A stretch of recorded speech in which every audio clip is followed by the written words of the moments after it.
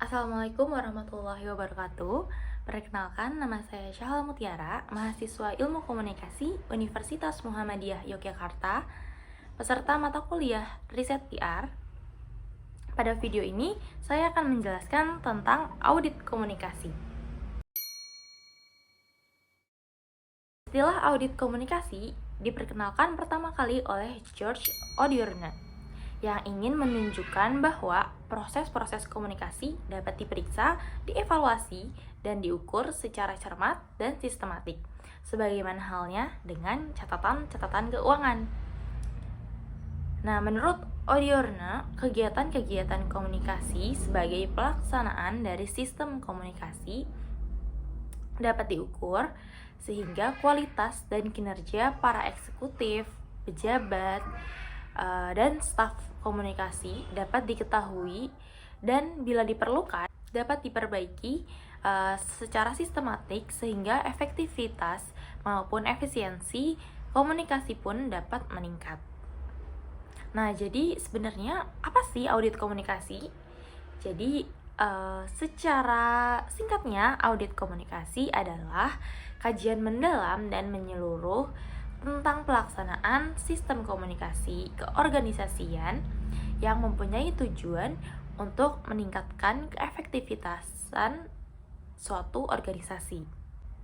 Nah, audit komunikasi ini dibutuhkan untuk dilakukan ketika kita mau mempelajari secara detail bagaimana, apa, dan kepada siapa suatu perusahaan melakukan komunikasi. Nah, suatu audit komunikasi ini dapat memberikan gambaran yang jelas apa yang telah dilakukan saat ini, juga sebagai dasar untuk memutuskan perubahan apa yang perlu dilakukan.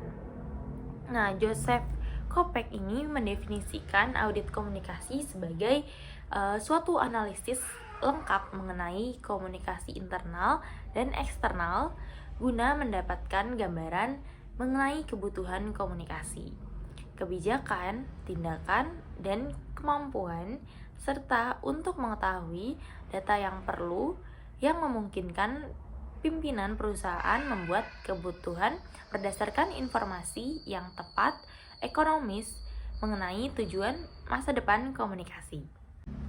Nah, ternyata dalam audit komunikasi terdapat 3 model audit komunikasi nih. Yang pertama yaitu model struktur konseptual atau conceptual structure model yang diajukan oleh Howard Greenbaum. Nah, model ini berfokus pada pemahaman konsep-konsep dasar yang membentuk kerangka kerja komunikasi dalam suatu organisasi. Dalam konteks audit komunikasi, model struktur konseptual membantu untuk mengidentifikasi elemen-elemen inti dari sistem komunikasi organisasi, seperti misi, visi, nilai-nilai, tujuan, dan struktur organisasional. Nah, dengan memahami dasar-dasar ini, audit dapat mengevaluasi sejauh mana komunikasi organisasi mencerminkan dan mendukung aspek-aspek fundamental tersebut. Nah, model ini membantu dalam membentuk pemahaman komprehensif tentang landasan komunikasi dalam organisasi. Model struktur konseptual ini mungkin mempunyai pengaruh yang lebih besar daripada kedua model lainnya yang nanti akan kita bahas selanjutnya. Karena nih mampu mendorong pemikiran dan keyakinan tentang pentingnya dasar-dasar konseptual dalam pelaksanaan audit, sistem, kebijakan, dan program komunikasi. Nah, selanjutnya yang kedua yaitu ada model profil komunikasi keorganisasian atau Organizational Communication Profile. Nah, jadi apa sih model profil komunikasi keorganisasian itu? Model profil komunikasi keorganisasian merupakan model analisis fungsional sistem organisasi. Nah, analisis fungsional secara sederhana dapat diuraikan sebagai penggunaan pengetahuan dari ilmu sosial untuk memeriksa keadaan masa kini dalam suatu organisasi yang dimaksudkan untuk menemukan jalan-jalan yang dapat digunakan untuk memperbaikinya. Nah, secara teknis, analisis fungsional dapat dikatakan sebagai pencarian di mana kesalahan-kesalahan terjadi dalam proses yang dapat membantu peningkatan efektivitas suatu organisasi. Nah, model ini memandang komunikasi keorganisasian sebagai faktor penyebab efektif dan tidak efektifnya kerja fungsional suatu organisasi atau sebagai gejala tidak sehatnya suatu organisasi. Nah, secara positif dapat dikatakan bahwa proses komunikasi atau kemantapan proses komunikasi dapat menimbulkan hubungan kerja yang efektif dan produktivitas yang tinggi.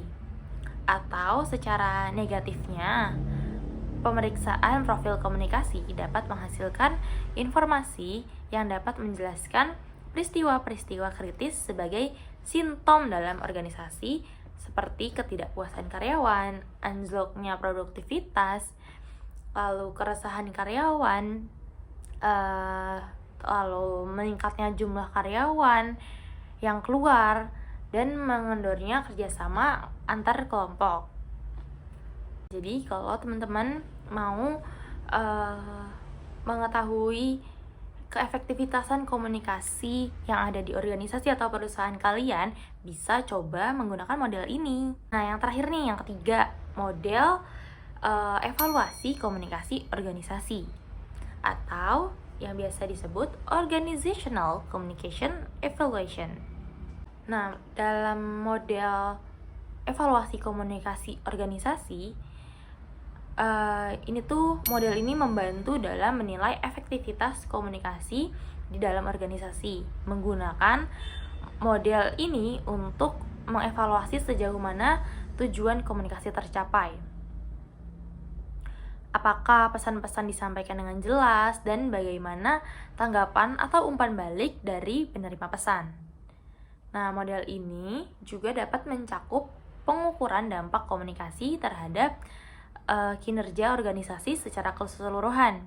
Nah, evaluasi ini dapat digunakan untuk membantu organisasi dalam meningkatkan strategi komunikasi mereka dan memastikan bahwa komunikasi mendukung pencapaian tujuan organisasi. Nah, contoh yang pernah dilakukan pada penelitian sebelumnya yang dilakukan oleh Ramadhani pada tahun 2015 mengenai audit komunikasi organisasi Wahana Lingkungan Hidup Indonesia atau disingkat dengan WALHI Yogyakarta, menyatakan bahwa pada muatan informasi di organisasi WALHI Yogyakarta cukup baik. Informasi berasal dari pihak internal maupun eksternal organisasi, dari media komunikasi tertulis dan elektronik. Nah, dukungan media komunikasi tertulis dan elektronik sangat menunjang mereka dalam hal efisiensi waktu, penggunaan teknologi komunikasi seperti telepon, SMS, dan sistem jaringan komputer sangat membantu dalam proses penyampaian informasi antar divisi staf dan anggota organisasi. Nah, keterbukaan antar divisi staf mempunyai pengaruh yang besar terhadap informasi yang masuk ke semua anggota organisasi. Selain itu, perhatian antar divisi staf organisasi menciptakan suasana yang kondusif dalam proses penyampaian informasi. Nah, terus kalau kita mau melakukan audit komunikasi, caranya gimana sih? Nah, ini ada 10 tahapan dalam melakukan audit komunikasi dengan riset. Ada apa aja ya? Nah, yang pertama yaitu tentukan jenis audit komunikasi.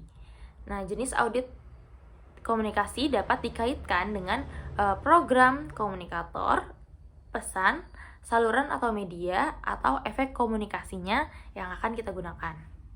Yang kedua, kuasai konsep dan teori dari masing-masing jenis audit.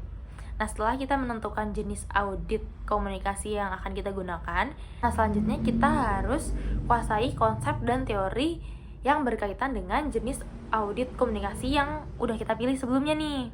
Kemudian yang ketiga, teori dan konsep yang sudah dikuasai dijadikan acuan dalam membuat kuesioner. Nah, teori ini dikenal juga dengan nama hipotetiko-deduktif. Teori dan konsep ini berperan sebagai kerangka acuan kuesioner yang akan dibuat. Yang keempat, melakukan penjabaran atau pengoperasionalan teori ke dalam variabel. Nah, setelah tadi kita melakukan acuan kuesioner yang akan dibuat, selanjutnya kita langsung membuat pertanyaan atau kuesioner berupa audit terbuka, tertutup, atau setengah terbuka. Nah, pada saat melakukan audit, jangan lupa untuk memperhatikan perencanaan analisis data secara statistik, dapat menggunakan metode deskriptif ataupun eksplanatif. Nah, yang kelima, melakukan penyebaran kuesioner. Nah, proses penyebaran kuesioner ini dapat dilakukan secara daring ataupun luring, baik secara langsung maupun melalui telepon atau diskusi grup terpumpun atau yang biasa kita kenal dengan focus group discussion. Itu juga dapat menggunakan layanan formulir online seperti Google Form, Typeform, Zoho, dan masih banyak lagi yang mungkin teman-teman tahu. Nah, yang keenam melakukan pretest sebelum turun ke lapangan. Nah, langkah ini juga penting untuk menghindari error saat menyebarkan kuesioner. Yang ketujuh, mengolah data. Nah, pada saat mengolah data, pastikan kelengkapan serta kebenaran jawaban dari responden yang kita tuju. Yang kedelapan, melakukan analisis data. Kalau tadi kita melakukan analisisnya itu secara deskriptif, maka dilakukan dengan memperhatikan mean, median, dan modus. Sedangkan kalau kita melakukan analisis secara eksplanatif, dilakukan dengan menguji hubungan atau pengaruh. Yang kesembilan, menyajikan data dan hasil analisis. Data dan hasil analisis ini dapat disajikan dalam bentuk distribusi atau frekuensi, grafik, atau balok. Yang ke-10, menyusun laporan menggunakan bahasa yang komunikatif. Nah, seluruh data dan hasil analisis yang udah kita kumpulin secara lengkap dan detail, kemudian kita susun menjadi sebuah laporan dengan bahasa yang komunikatif dan mudah dipahami. Baik, sekian presentasi dari saya terkait materi audit komunikasi. Kurang lebihnya mohon maaf. Wassalamualaikum warahmatullahi wabarakatuh.